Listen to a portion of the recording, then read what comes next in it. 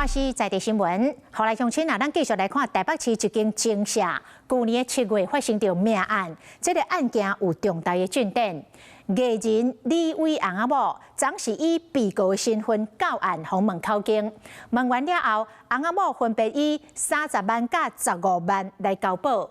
讲上主要是，当时这个女性导航虐待到死，李伟翁仔某毋但有伫个现场后续。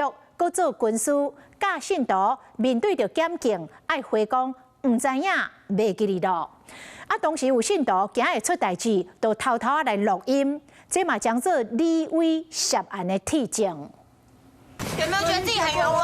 前棒球球判伫乌石保我含水案，艺人刘辉将到北检问讯，含顶一边的警察共款，不过身份就无共哈。发生了后，以30万交保，含太太两人拢转为经涉案被告。死了一个人，你有什么话要说啊？面对媒体问会，李辉太太拢点点，唔那头淡淡行路，佮挑工家务啊有够上街，进行了15万交保，原来两人那涉案，徛家嘛拢扣收拾。李伟24号到北检应讯，不过过程中他被警方带回到住处搜索，大约1个小时之后，才又返回到北检继续复讯。因为警察而已，我们也不知道他来干嘛。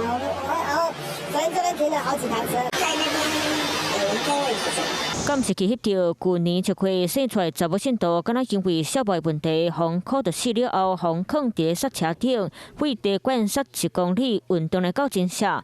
检警调查当时，李辉翁仔某敢若就伫咧施暴现场，李辉阁敢若指导在场信徒，讲若是面对检警回答，爱讲袂记哩呀，莫经出妄分影响真社团体行动，要求信徒共同和隐瞒案情。不过当时敢若有一个信徒惊会出代志。